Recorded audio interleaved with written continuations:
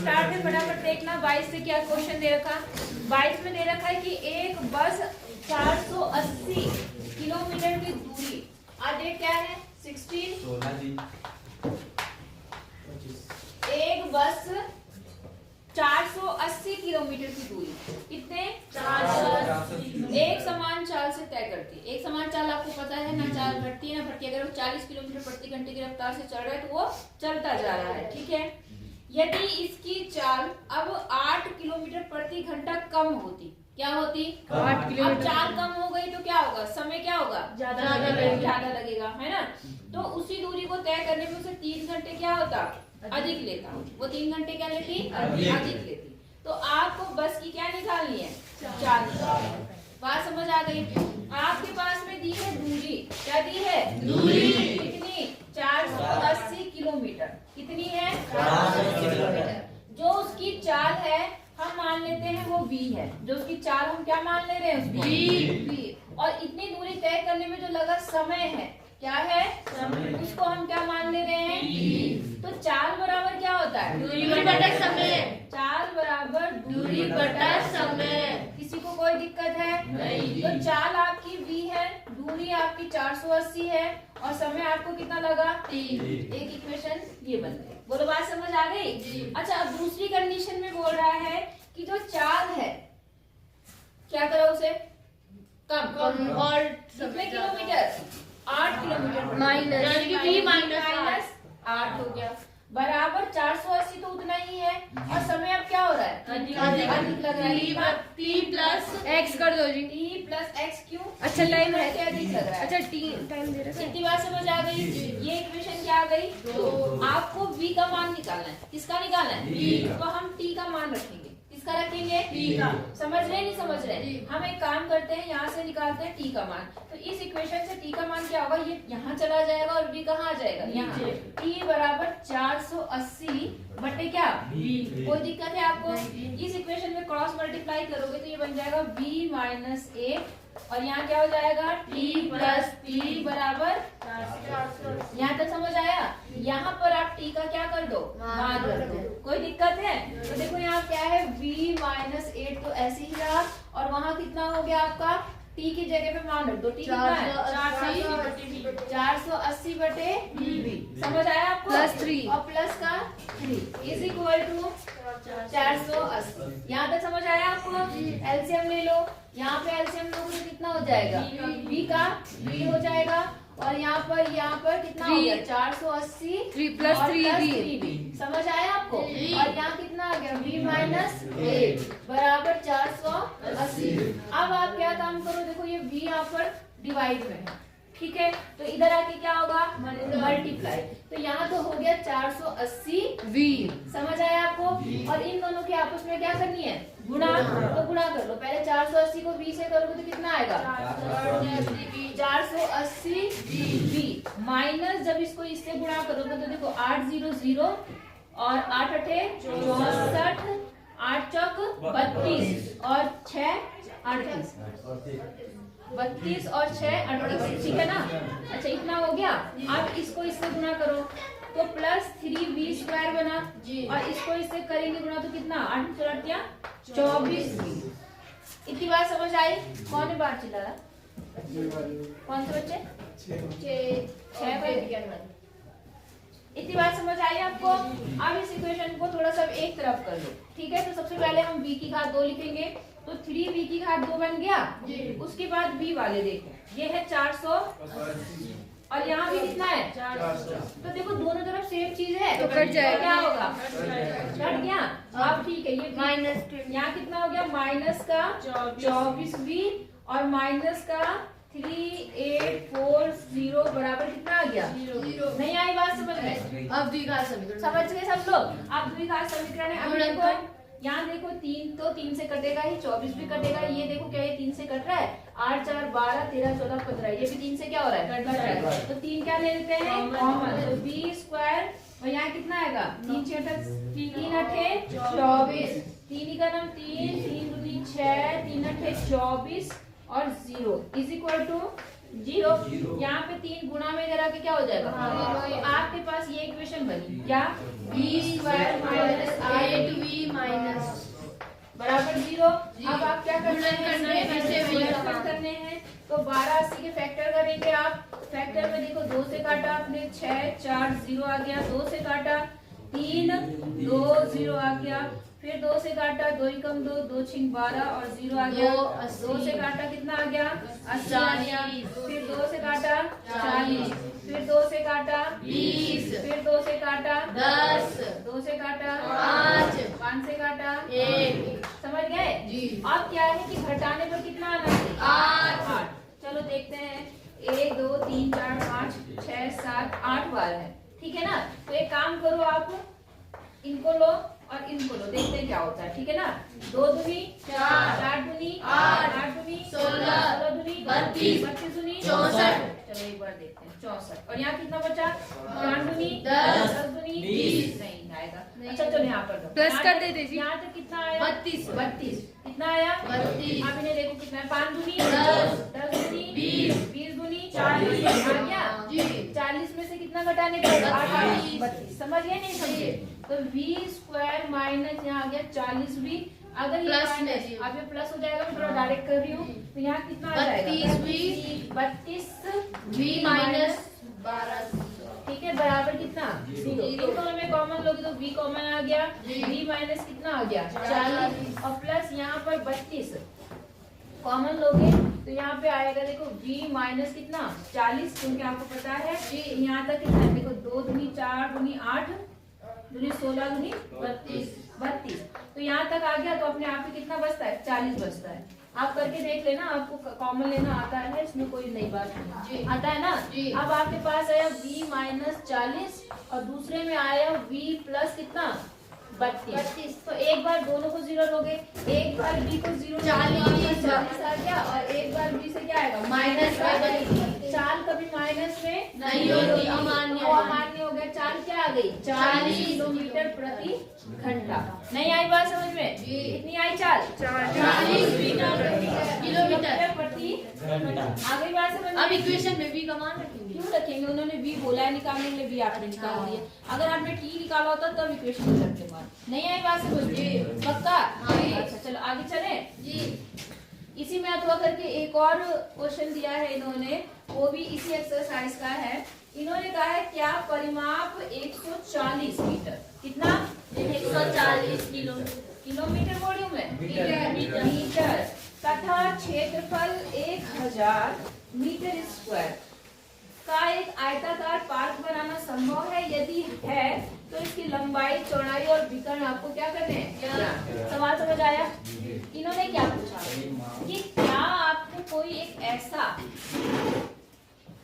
आयत संभव है जिसका परिमाप मतलब ये किसका ठीक है। तो परिमाप क्या होता है 2l + b = जे दे रखा, ये होता है ना परिमाप। 2 लंबाई प्लस चौड़ाई चारों भुजाओं का जोड़, वही तो ना परिमाप। तो परिमाप इन्होंने कहा कि उसका कितना होना चाहिए 140 और क्षेत्रफल क्या होता है आयत का चौड़ाई वो दे रखा 1000। कितना दे रखा तो इन्होंने कहा कोई ऐसा आयत पॉसिबल है जिसका परिमाप इतना हो और क्षेत्रफल इतना हो। अगर है तो आपको उसका क्या निकालना है बोलो लंबाई और चौड़ाई और विकर्ण। समझ गए। तो ठीक है हम देखते हैं कि संभव है कि नहीं है। पहले हम समीकरण बना के देखते हैं, उससे आपको पता चलेगा। पहले हम क्या काम करेंगे, देखो ये तो हमें पता है कि 2 लंबाई प्लस चौड़ाई बराबर 140 है। लंबाई गुना चौड़ाई बराबर कितना है 1000। अब किसी एक का मान निकालो और दूसरी इक्वेशन में क्या कर दो रख दो। यहाँ से निकाल लो, किसका निकालना चाह रहे हो एल का रख दो। तो ये कितना बन गया 1000 बटे कितना आया। इस इक्वेशन को इसमें क्या कर दो रख दो। नहीं आई बात समझ में। तो देखो यहाँ से कितना बन जाएगा 2 यहाँ गुणा में इधर आके क्या होगा भाग में, यहाँ पर हो गया 70 हो गया 70। अब यहाँ पर क्या है l + b। तो l की जगह पर कितना है 1000 बटा b प्लस कितना b। समझ गए नहीं समझे। अब इसका फिर से एलसीएम ले लो तो b का b हो जाएगा ये इधर और ये इधर। तो यहाँ हो गया 1000 प्लस कितना समझ गए बराबर कितना 70। अब क्रॉस मल्टीप्लाई कर लोगे तो आपका बनेगा 1000 plus B square is equal to 7b 30b कितना 70b। नहीं आई बात समझ में? सबको एक तरफ इकट्ठा करो तो ये बन गया बी स्क्वायर और कितना आ गया यहाँ पर माइनस का 70b और प्लस का 1000। बोलो बात समझ आ गई कि नहीं आई? अब ये संभव है कि नहीं है तो आप क्या देखेंगे, बी स्क्वायर माइनस 4ac कर लो। आई बात समझ में? अगर बी स्क्वायर माइनस 4ac 0 से बड़ा है या 0 के बराबर है तब तो वो संभव है। अगर 0 से छोटा है तो संभव नहीं है। पता है ना? मतलब सीधा आचार्य सूत्र। हाँ सीधा आचार्य। तो हम निकालेंगे इसका विविक्तिकर बी स्क्वायर माइनस 4ac। ठीक है, बी कितना है आपका माइनस 70।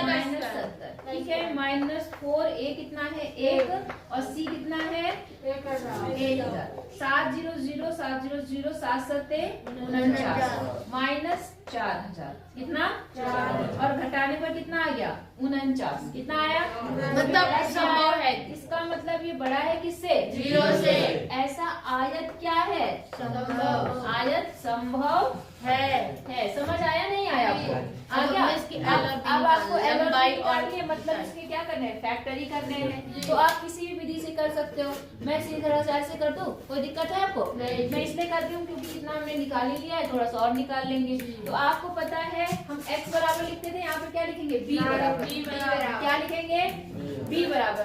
अब प्लस माइनस यहाँ पर b होता है ना, लेकिन अब बेटा यहाँ पर भी यहाँ पर भी थोड़ा सा वो हो जाएगी क्या जी, कंफ्यूज होंगे आप। तो किसी एक को आप b डैश मान लो। क्या मान लो? b dash. या इसको आप कैपिटल b मान लो।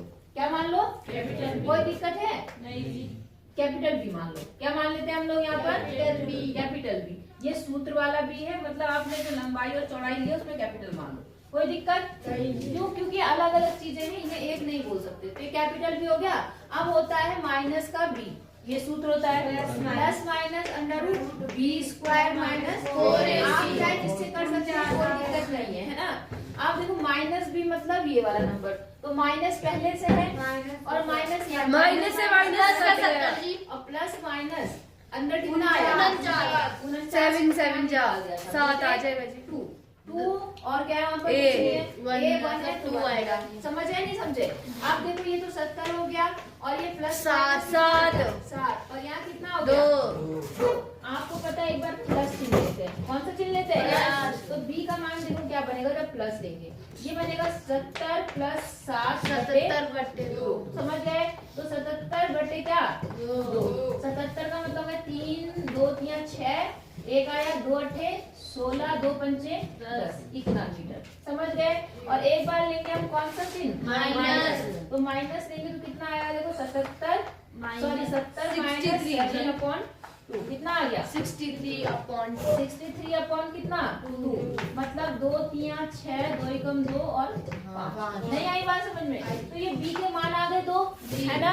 अब आप क्या कर सकते हैं, इसको दूसरे इक्वेशन में रख सकते हैं। किसमें? किसी एक में रख दो तो वहां से किसका मान आ जाएगा? l का मान आ जाएगा। बोलो समझ आया नहीं आया?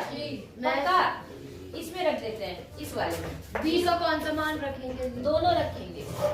वैसे उसमें से एक लंबाई है एक चौड़ाई है, क्योंकि आयत ऐसा भी हो सकता है और आयत ऐसा भी हो सकता है। नहीं हो सकता जी? बात समझ आ गई आपको जी? मतलब जो लंबाई यहाँ पर ये चीज यहाँ पर है छोटी वाली भुजा, वो अगले में बड़ी यहाँ पे हो सकती है, तो इसलिए दोनों मान है वो। बात समझ आई नहीं आई? दूसरा मान भी वही आएगा। आप देखना अभी क्या आता है यहाँ पे ध्यान से। यहाँ देखो मैं ये वाली इक्वेशन चूज कर रही हूँ, तो यहाँ पर देखो l प्लस बी बराबर 70 बना, क्योंकि ये दो यहाँ पे आके क्या हो गया भाग। अब बारी बारी से b का मान रखो। b का मान पहले में कितना है 38.5 और बराबर 70। अब आप 70 में से 38 को माइनस कर दो 38.5 तो 5 आ गए यहाँ पर। 9 में से 1 आ गए यहाँ पर और यहाँ कितना आया 31.5 आया नहीं आया? ये देखो l कितना आ गया 31.5। और जब दूसरा रखोगे ना तो उससे l का मान कितना आएगा बोलो 38.5। तो कहने का मतलब ये है जो बड़ी भुजा है उसको लंबाई मान लेना, जो छोटी भुजा है वो चौड़ाई। आप कहना कि ये 38.5 लंबाई और चौड़ाई क्या मानोगे 31 बी जो है 31.5। या अगर आप उसको लेते हैं तो आप बोलेंगे जो L है वो है 31.5 और क्या कहते हैं B क्या आएगा आपका 38.5 मीटर लगा देंगे। नहीं आई बात समझ में? दोनों मान रख के देखना। कोई दिक्कत है यहाँ पर? नहीं जी। हो जाएगा जी। इजी है। चले आगे, देखो आगे देखते हैं। क्वेश्चन नंबर कौन सा है? 23वां। ठीक है, आगे आपका त्रिकोणमिति के अनुप्रयोग। भाई थोड़ा दिमाग लगाना पड़ता है, बोर्ड पेपर है ये, ठीक है ना? एकदम ऐसा भी नहीं है कि बस जब टेढ़ी मेढ़ी होने की आदत है ना। 23वां देखो यहाँ पर क्या है। यहाँ थोड़ा भूमि के एक बिंदु P से 10 मीटर ऊंचे भवन के शिखर का उन्नयन कोण कितना है? 30 अंश। समझ आई बात? इन्होंने कहा एक भवन है, एक बिंदु P है और इससे इसके शिखर का उन्नयन कोण कितने अंश का है? 30 अंश का है। यहाँ तक तो आपको आसान से समझ आ गया होगा। भवन की ऊंचाई कितनी है? 10 मीटर। भवन के शिखर पर एक ध्वज लहराया गया है। इसके शिखर पर क्या लहराया गया है? ध्वज लहराया गया है। और बिंदु और P से ध्वज के शिखर का उन्नयन कोण कितना है? 45 है। कितना है? 45।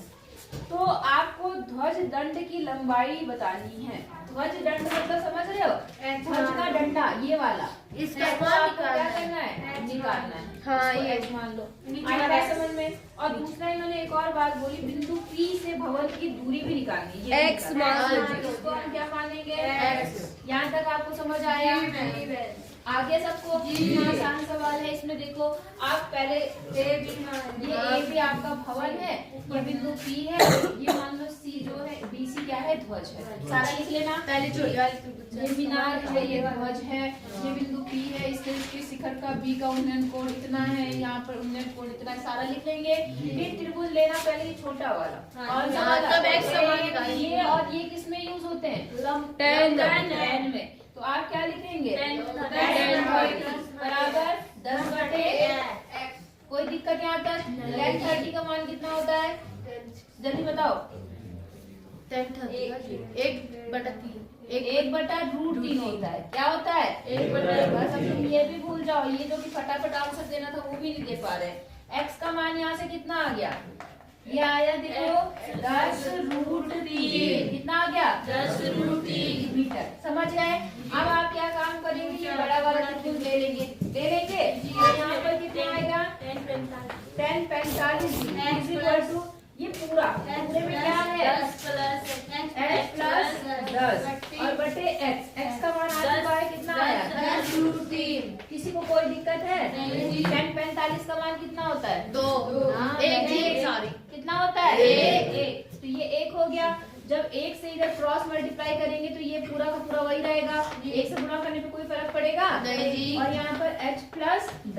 अब नंबर एक तरफ कर लो। तो यहाँ कितना हो गया? देखो 10√3 -10। अब मैंने आपको बोला है क्या कॉमन है इसमें? 10√3 - 1 मीटर। तो h इतना आ गया और भवन से उसकी दूरी बिंदु B की कितनी आ गई? 10√3। बोलो समझ आया जी कि नहीं आया? इजी है। देख लो सीधे सीधे 5 नंबर तैयार है। ट्रिग्नोमेट्री का ये वाला पोर्शन बहुत आसान होता है, लेकिन तुम पता नहीं क्यों नहीं करते हो। तुम्हारा कितनी बार बताया? अब देख लो भाई, तुम मेरे से मेहनत करवाते हो, अपने आप को भगवान जाने चाहिए। अगर एक बच्चा फेल होके दिख गया ना मुझे यहाँ पर समझ गए? तो दांत दिखा रहे हो, सारे दांत ही टूटेंगे तुम्हारे। हंसता रहेगा बदतमीज कहीं का। हाथ निकालो जेब से, जल्दी निकालो सारे के सारे। पेन उठाओ हाथ में और पेन लेके बैठो। मैं यहाँ लिखते में बैठी हूँ और वहाँ पे जेब में हाथ डाल के बैठे हुए। ऐसे पढ़ाई होती है? बदतमीज कहीं के।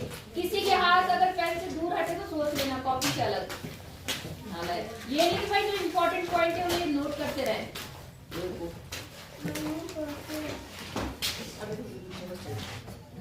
चलो अगला देखो यहाँ पर क्या है। यहाँ पर कौन सा सवाल था? 24। यहाँ क्या बोला? 5 सेंटीमीटर त्रिज्या के एक वृत्त की एक जीवा PQ, P और Q स्पर्श रेखा। अच्छा ठीक है, देखो यहाँ पर इन्होंने क्या बात बोली है। 24वां सवाल इन्होंने कहा एक वृत्त है, ठीक है। इस वृत्त की जो त्रिज्या है वो कितने सेंटीमीटर की है? 5 सेंटीमीटर की 5 सेंटीमीटर त्रिज्या के एक वृत्त की 8 सेंटीमीटर लंबी क्या है? जीवा। 8 सेंटीमीटर क्या है लंबी? जीवा। इसका नाम है PQ। क्या नाम है? PQ। P और Q पर स्पर्श रेखा एक बिंदु P पर स्पर्श करती है। ऐसा P पर क्या कर रही है? स्पर्श करती है। आपको TP की क्या निकालनी है? लंबाई। इसकी क्या निकालनी है? लंबाई। पिछले वाले में भी आया था 23 वाले में, 23 में ना 24 में 24। तो मैंने आपको बताया था इसको ऐसे मिलाना, बताया था। ये कितना है? 5, ये 8 है, तो इसका कितना है? 4। पाइथागोरस थ्योरम से ये कितना आ जाएगा? 3। आई बात समझ में? अब आप क्या काम करना, आपको ये निकालना है, इसको मान लो x, क्या मान लो? इसको क्या मान लेना? एक बार ये वाला त्रिभुज लेना, ले लेंगे। इसमें आप पाइथागोरस थ्योरम यूज करेंगे। x square plus x square बराबर 4 का स्क्वायर प्लस y का स्क्वायर हो जाएगा। और एक बार ये वाला त्रिभुज लेना, ये वाला बड़ा वाला, इसमें ये 90 होता है जी। इस हिसाब से ये स्क्वायर प्लस ये स्क्वायर बराबर ये स्क्वायर, दो इक्वेशन बनेंगी x और y। फिर इसके बाद y का मान निकालना है। y का मान हटा के x का मान रख देना, विलोपन विलुप्त कर देना, चाहे कैसे कर देना, अपने आप ही आपका किसका मान आ जाएगा? x का। बता रखा है? हाँ जी। इसको मैं नहीं बता रही हूँ। आई बात समझ में? ठीक है। अगला देखो, बहुत आसान सवाल है, बहुत ही बार आ रखा और बहुत बहुत बहुत आसान सवाल। इन्होंने कहा आपके पास एक आकृति दी है, वृत्त के परिगत एक चतुर्भुज खींचा गया है। तो बहुत वृत्त के परिगत, परिगत मतलब बराबर, एक चतुर्भुज खींचा गया है। ऐसा ये ना बहुत वो है, क्या है? मतलब मैंने कहा बहुत इजी और बहुत इजी। हाँ जी। ठीक है। अब इन्होंने, इनका चित्र भी ऐसा ही है, हमारी कोई लाइन बड़ी छोटी हो सकती है, लेकिन बस हमें ध्यान देना है कि क्या प्रूव करना है। ये A है, ये B है, ये C है, ये क्या है? B। ये है P, मेरे स्पष्ट मोड़ा देख लेना, Q R S। यहाँ तक समझ आया नहीं आया? अब इसमें क्या बोल रहा है कि आपको सिद्ध करना है कि AB, कौन सा? AB, ये AB plus AC, sorry CD, ये CD, मतलब ये प्लस ये बराबर है ये प्लस ये, आपको क्या करना है? सिद्ध करना है। सवाल समझ आया नहीं आया? क्या बोला मैंने?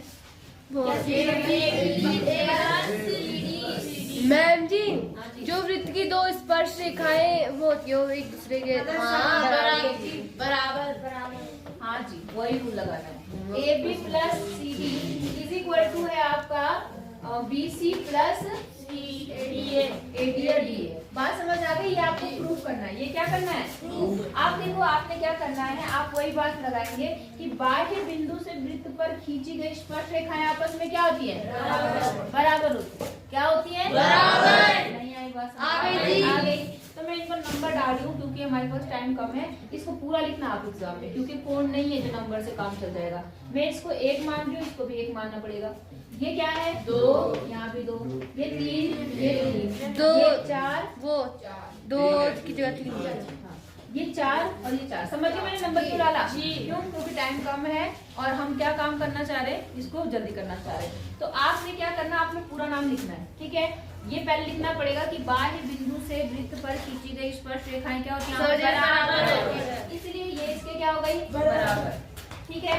ये इसके बराबर, ये इसके बराबर, ये इसके बराबर। लिखेंगे, नंबर लिखने से काम नहीं चल पाएगा यार। वही तो जी। हाँ जी, क्योंकि इसमें कुछ वो एक जैसे हो ना। कारण क्या है ना, जब आप ये लिखोगे तो आपको जोड़ना पड़ेगा। हाँ। क्या करना पड़ेगा? चलो कोई नहीं, फटाफट बोल दो। SA किसके बराबर है? AB। दूसरा बताओ जल्दी से। PB QB CQ बराबर CR, PR बराबर PS, PR बराबर PS। यहाँ पे समझ आया? हाँ। DR बराबर DS, PR है वहाँ पर। CR बराबर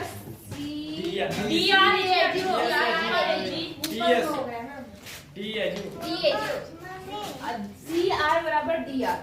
ये बनेगा। हाँ। DR बराबर DS है जी। DR बराबर DS।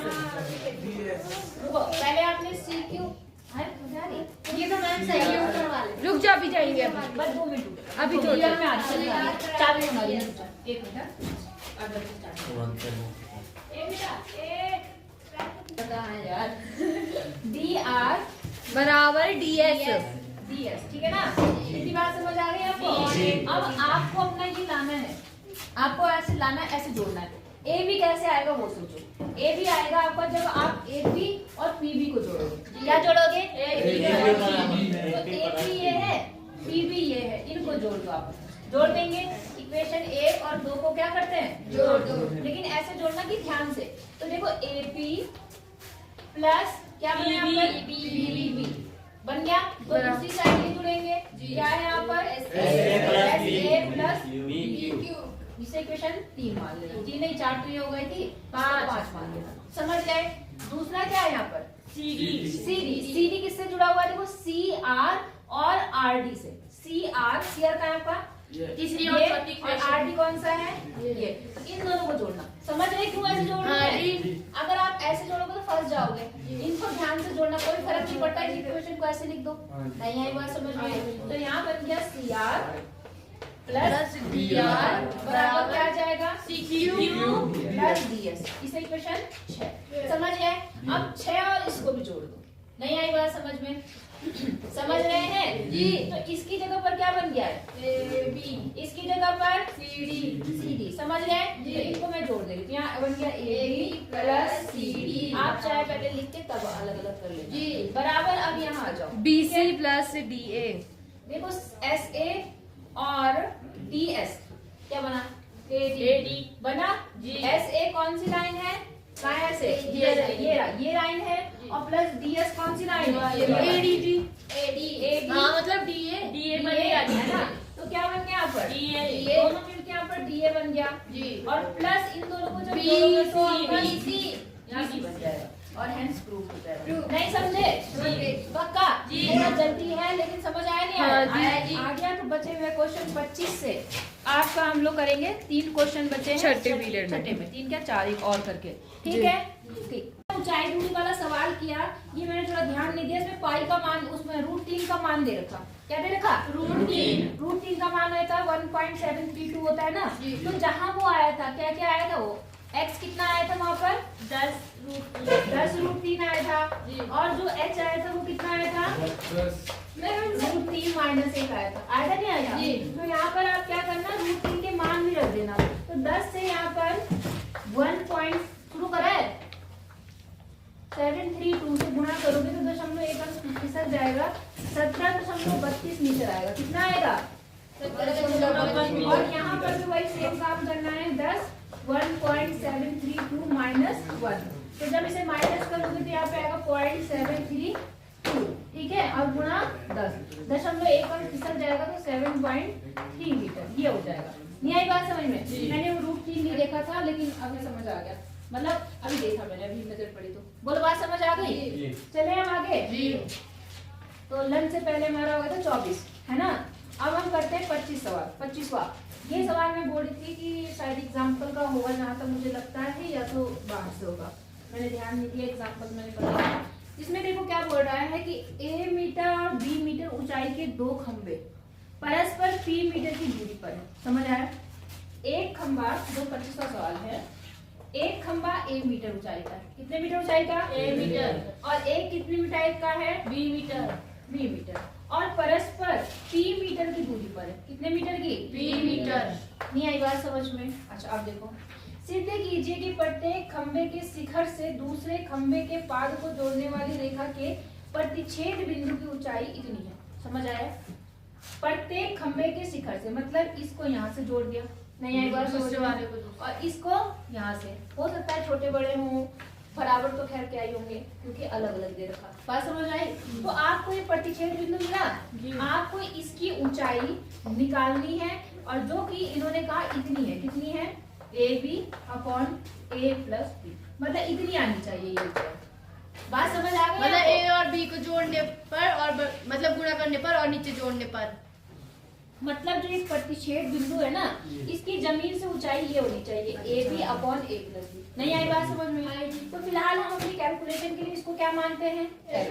इसी बात समझ आई। अब हम एक काम करते हैं, हम समरूप त्रिभुज वाला फॉर्मूला लगाते हैं। क्या लगाएंगे? समरूप त्रिभुज का। अब जरा ध्यान दो, सॉरी A B C और ये मान लो यहाँ पर D, ये है E और ये क्या मालूम है? अब जरा इसको देखो, ये ऊंचाई है सीधी, खंभा भी कैसा होता है? सीधा। तो अगर आप इस त्रिभुज को देखो, इस त्रिभुज को और इस त्रिभुज को, तो ये एक दूसरे के कैसे होते हैं? समरूप होते नहीं होते समरूप। तो समरूप त्रिभुज की संगत भुजाएं क्या होती है? समानुपाती। आई बात समझ में? क्योंकि हमें ये निकालना तो हम इसको यूज करते हैं। ठीक है, कर ले, देखते हैं क्या पता कोई रिजल्ट निकल जाए। तो पहले हम लेते हैं इतना बटे इतना। नहीं आई बात समझ में? तो इस ये क्या है यहाँ पर? सीई बटे टोटल। टोटल कितना है बेटा? बीसी कितना है? P metre. इसने खुद दे रखा बराबर। अब ये भी तो वही संगत भुजाएं समानुपात में, तो ये बटे ये, तो इसको मैंने h माना है और यहाँ कितना हो गया? a। यहाँ तक समझ आया कि नहीं आया? फिलहाल इसको मैं एक इक्वेशन मान रही हूँ, अभी दूसरी पे आते हैं तब देखते हैं। ऐसे ही आपके ये भी तो क्या है? समरूप त्रिभुज होंगे। ये वाला इस बड़े वाले के क्या होगा? समरूप। तो यहाँ भी संगत भुजाएं क्या होंगी? समानुपात। तो इतना बटे पूरा बराबर इतना बटे इतना। समझ आया? तो ठीक है, लिख दो। क्या हो गया यहाँ पर? बीपी बटे कितना? पी बराबर यहाँ कितना होगा? एच बटे बी। एच बटे बी। यहाँ तक समझ आया नहीं आया? आ गया। अब एक काम करते हैं हम लोग, जोड़ दे इक्वेशन। इसको इक्वेशन 1, इसको इक्वेशन 2, इनको जोड़ दो। इनको क्या कर दो? जोड़ दो। मैं जोड़ने की बात क्यों कह रही हूँ? क्योंकि देखो यहाँ पे आ रखा EC आ रखा, और यहाँ क्या आ रखा? BP। तब पूरी भुजा बन जाएगी। और नीचे हर बराबर है तो हमें ज्यादा कुछ टेंशन लेने की जरूरत नहीं है। तो मैं इक्वेशन 1 को क्या कर रही हूँ? जोड़ दे रही हूँ। किसके साथ? 2 के साथ। अब जो बने वो लिखो। देखो EC plus P plus BP बटे BP का क्या था? हाँ जी, बीपी मैंने P कहाँ से ले लिया? बीई है। ये क्या है? ई मतलब यहाँ से आता है, टोटल तो P है ना, टोटल यहाँ से आता P है। समझ रहे नहीं समझ रहे? तो ये हो गया बीई अपॉन कितना? P बराबर इधर हो गया H बटे A और इधर क्या हो गया? H बटे B। यहाँ तक समझ आया नहीं आया? अब जोड़ दो, हर बराबर है तो ये क्या हो जाएगा? नीचे तो कितना आ गया? P और यहाँ हो गया CE प्लस BE बराबर इनका एलसीएम ले लो। A B होगा एलसीएम, यहाँ ये गुणा यहाँ ये गुणा, तो यहाँ H प्लस AH। बोलो समझ आया नहीं आया? अब ये दोनों मिलकर क्या बन गए? BE प्लस BC क्या बना? P बन गया। मतलब P बना नहीं बना? तो इसकी जगह पर P आ गया। B बटे कितना आ गया? बराबर यहाँ पर H कॉमन ले लो, यहाँ क्या आ गया? B प्लस A और नीचे क्या आ गया? इससे क्या हो गया? एक आ गया। क्रॉस मल्टीप्लाई कर दो, कर सकते हैं। तो यहाँ कितना आ गया? AB बराबर H A प्लस B। कोई दिक्कत? अब H बराबर कितना हो गया? ये गुणा में इधर आके क्या होगा? आ गया H बराबर वही जो इन्होंने कहा था।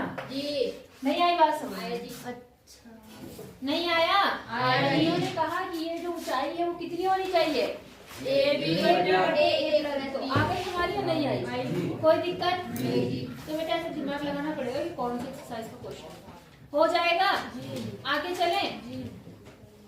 26वां क्वेश्चन देखो, ठीक है? 26वें क्वेश्चन में क्या बोल रहा?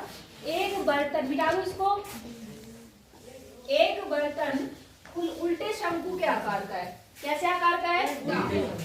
शंकु सीधा कैसा होता है? हाँ, टोपी जब नीचे की तरफ होती है तो उसे सीधा शंकु बोलते हैं। अब यहाँ पर उल्टा शंकु के आकार का ऐसा है, ठीक है? और क्या चीज दे रखी इसमें? इसकी ऊंचाई कितनी है? 8 सेंटीमीटर। 8 सेंटीमीटर इसकी क्या है? ऊंचाई है। इसके ऊपरी सिरे जो खुला हुआ है की त्रिज्या 5 सेंटीमीटर है। कितनी है त्रिज्या? 5 सेंटीमीटर। यहाँ ऊपर तक इसे पानी से भरा हुआ है, ठीक है? जब इस बर्तन में शीशे की कुछ गोलियां डाली जाती है, याद है क्वेश्चन? हाँ, गोलियां डाली जाती हैं तो इसमें भरा हुआ पानी का 1/4 भाग कहाँ निकल जाता है? बताया था मैंने। जब आप इसमें गोलियां डालते रहेंगे, क्योंकि ये पूरा भरा हुआ है, तो जैसे आप गोलियां डालते रहेंगे धीरे धीरे पानी क्या होगा? बाहर नीचे गिरेगा, है ना? तो जो बाहर पानी आ गया, कितना पानी बाहर आ गया? 1/4 पानी इस वॉल्यूम का यहाँ बाहर आ गया। समझ आई बात या नहीं आई? तो आपको बताना है कि कितनी गोलियां आपने डाली। बात समझ आ गई? क्या निकालना है? तो पहले कितनी गोलियां डाली आपने? पहले तो मैंने क्या बोला था ऐसे क्वेश्चन में? पहले गोलियों का आयतन से पहले हम देखेंगे कि इस बर्तन में कितना पानी आता है, तो उसका आयतन निकालेंगे। इसका आयतन। हाँ, तो यहाँ लिखो बर्तन में पानी का आयतन। बर्तन में ही समझे? समझ गए जी। पानी का आयतन अब क्योंकि जो बर्तन है वो शंकुआकार है, तो आयतन का क्या formula? 1/3 pi R square H by R square H. समझ गए नहीं समझे? अब देखो 1/3 ऐसे ही रहा। पाई कितना होता है? 2/7। आर कितना है? 5 गुणा 5 और 8 कितनी है? इतना पानी है उसके अंदर। बात समझ आ गई आपको कि नहीं आई? आ गई। मैंने कहा मैं ज्यादातर कोई कैलकुलेशन बाद में ही करती हूँ। इतनी बात समझ आ गई? अब ये इस जो पानी पूरा भरा है, इतना पानी भरा है, जब गोलियां डालनी शुरू करी तो पानी क्या हुआ? बाहर आ गया। कितना पानी बाहर आया? तो -1 माइनस नहीं, बाहर निकले पानी का आयतन। बाहर निकले पानी का आयतन। अब मुझे ये बताओ, जो टोटल पानी था उसी का जो 1/4 नीचे आया जी, तो टोटल पानी कितना है? इतना जी। तो इसका 1/4 बाहर आ गया। नहीं आई बात समझ में? तो यहाँ पर हो गया गुणा 1/3 22/7 25 8 का मतलब गुणा और चौथाई मतलब 1/4। यहाँ तक समझ आया? थोड़ा बहुत काट ही देती हूँ, 1 और यहाँ 2। इतनी बात समझ आई है नहीं आई? इतना आ गया। अब देखो ये आ गया 1/3 22/7 25 और 2। चलो मैंने ये लिख दिया, आगे देखेंगे।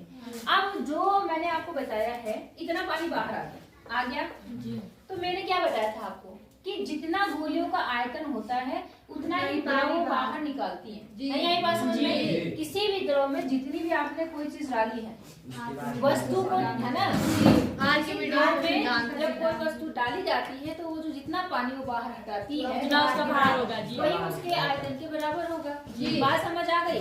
तो जाहिर सी बात है जितना पानी बाहर आया वो कितना आया? इतना। ये किसके बराबर होगा? गोलियों का आयतन। आयतन डाली गई गोलियों का आयतन। आई बात समझ में? आप लिख देना यहाँ पे एक लाइन कि जब जितनी गोलियां डाली जाएंगी उन दोनों के आयतन आपस में क्या होंगे? बराबर। इसलिए आप क्या लिखना?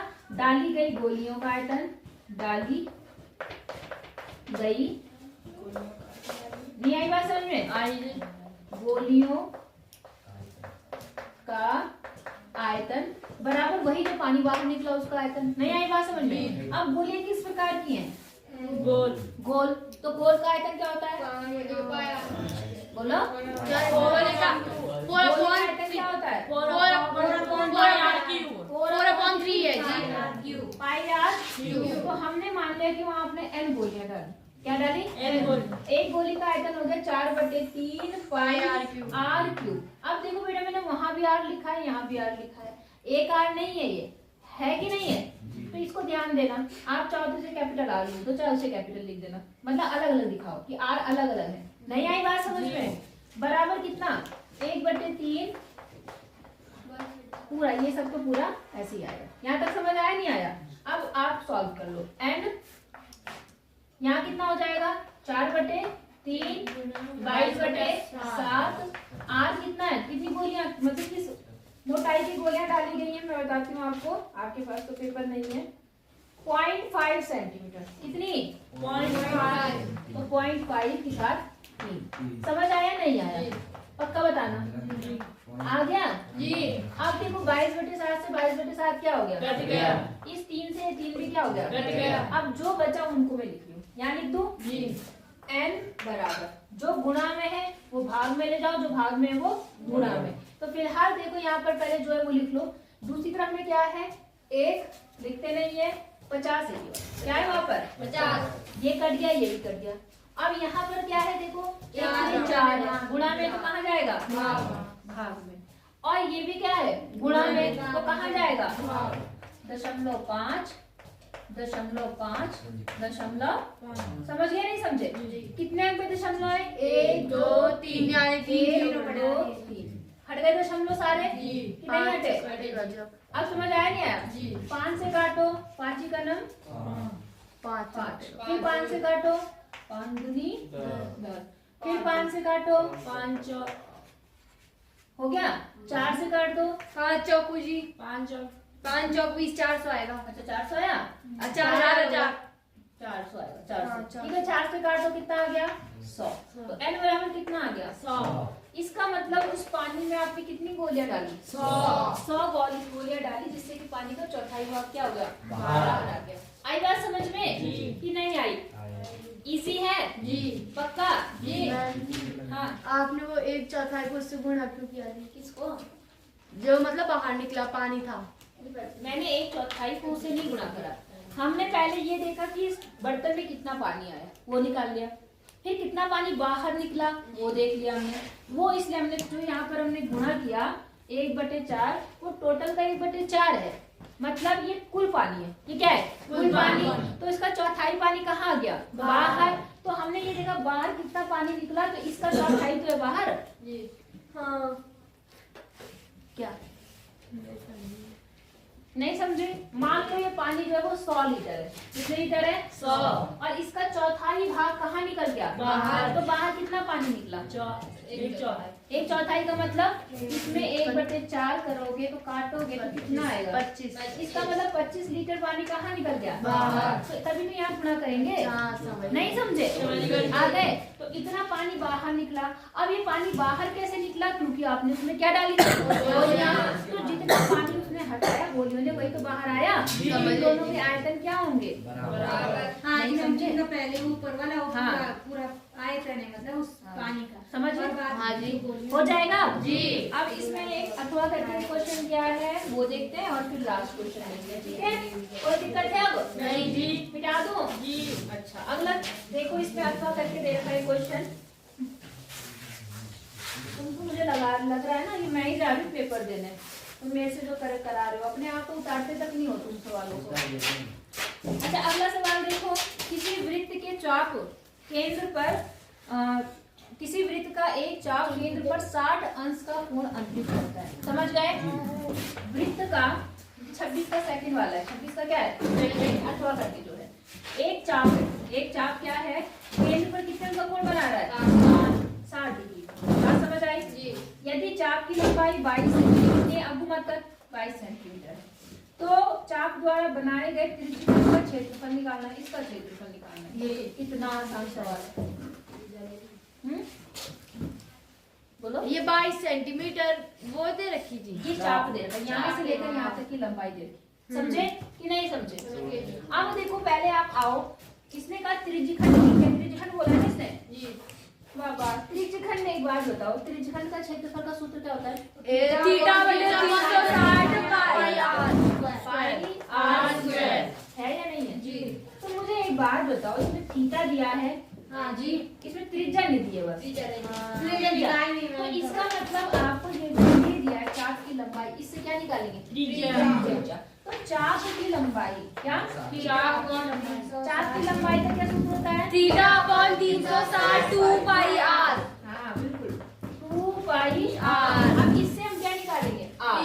क्या निकालेंगे आर। तो देखो चाप की लंबाई कितनी है 22, थीटा कितना है 60, 360 ऐसे ही रहा। समझ गए? गुणा 2 ऐसे ही रहा 22/7 और आर आपको क्या करना है निकालना है। यहाँ पर कोई दिक्कत मत करना, बदतमीजी कर रहा। इतनी बात समझ आई?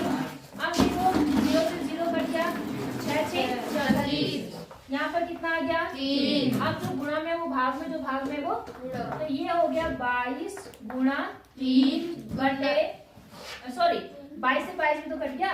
यहाँ क्या आया 1। क्या आया 1। तो सुनो यहाँ 1 बचा, नीचे क्या बचा 3 और 7, तो 7 दिया 21 इधर आ गया। और कुछ बचा ऊपर नहीं। तो त्रिज्या कितनी आ गई 21। नहीं आई बात समझ में? अब इसमें गुणा रख देना त्रिज्यखंड का, तो क्या होता है 60 बटे 360 पाई बटे 7 और आगे 21 नहीं आई बात समझ में? 7 दिया 21, 6 आ गया पर 3 से काटा 2 आ गया, 2 से काटा 11 आ गया, 11 को 21 से क्या कर दो गुणा कर दो 231 आ गया 231 सेंटीमीटर आपकी क्या आ गई हटो। किसकी लंबाई आ गई है क्षेत्रफल आ गया सेंटीमीटर स्क्वायर। त्रिज्यखंड का क्षेत्रफल। बात समझ आई या नहीं आई? था वो टफ सवाल? नहीं जी, उन्होंने 5 नंबर में दे रखा और तुम घूमते रह जाओ। नहीं आई बात समझ में? हो जाएगा जी। अब आ गया आपका लास्ट सवाल, उसके बाद तैयारी करें। चलो ठीक है, लास्ट क्वेश्चन देखो क्या है।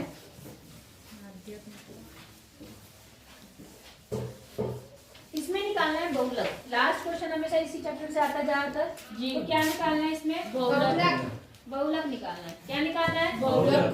बात समझ आ गई आपको? दिखाओ इधर क्या चीज है। आपके पास आंकड़े दिए हैं, उसका आपको बहुलक निकालना है 27 क्वेश्चन में। कभी माध्यक बोलते हैं, कभी माध्य, कभी बहुलक।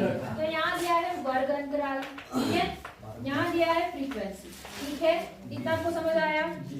यहाँ है 0 से 10, 10 से 20, 20 से 30, 30 से 40 और 40 से 50 तक, ठीक है, 40 से 50। यहाँ तक समझ आया? फ्रीक्वेंसी पे आ जाओ। ये 20 है, ये 40 है, 47 है, ये 34 है और ये 19 है। आपको मैंने बताया सबसे आसान बहुलक होता है। सबसे आसान क्या होता है? सिर्फ आपको फॉर्मूला याद है ना? तो बहुलक का पहले सूत्र क्या होता है वो बताओ। L प्लस क्या? F0 अपॉन और अच्छा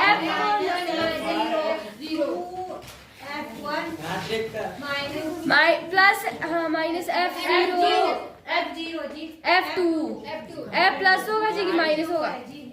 प्लस होगा जी कि माइनस? और गुणा H भी जी। गुणा H बताओ। देखो गुणा में H है जी, यहाँ ये यही है सूत्र। हाँ जी, पता जी, देख लेना एक बार। ये आ गई। मैंने क्या बताया था? बहुलक का मतलब जो बहुत बार आया, सबसे ज्यादा बार। सबसे ज्यादा कौन है इसमें? 47। तो 47 क्या बनता है? F क्या? F1 जी। F1। 47 क्या बनता है? अब इसके नीचे वाला F2 ऊपर F0 F2। अब इसके आगे वाला L और H मान लो सिंपल सा। तो क्या है यहाँ पर? 20 प्लस F1 कितना है? 47 माइनस 40 अपॉन 2F1। 2F1 मतलब 47 माइनस 40 माइनस 34 और इंटू कितना? 10। सबको समझ आ रहा है? तो ये हो गया 20 प्लस यहाँ पर कितना आ गया? 7 बटे 47 को बढ़ेंगे तो कितना आएगा? 7 दूनी 14, 8 47 कितना आया? 14 हासिल 1 और यहाँ 9 और यहाँ कितना आया देखो? 74। तो 74 माइनस कर दो कितना आ गया? 20 आ गया इंटू कितना आया? 10। 0 क्या हो गया? ये हो गया 20 और इसको जब भाग करेंगे 3.5 और जब जोड़ेंगे तो 23.5। ये आपका क्या आ गया? आंसर। कठिन है? नहीं। 5 नंबर में नहीं, सिर्फ फॉर्मूला याद रहना चाहिए। हो जाएगा? हाँ जी। तो आज आपका पेपर सॉल्व हुआ हमारा कौन सा? 2025। अब 25 के बाद में 24 हो गया जी। है 23 का किसी के पास? जी है। कल लेके आना पक्का, तो कल हम 23 वाला सॉल्व करेंगे। बोलो बात समझ आ गई? जी ठीक है बेटा।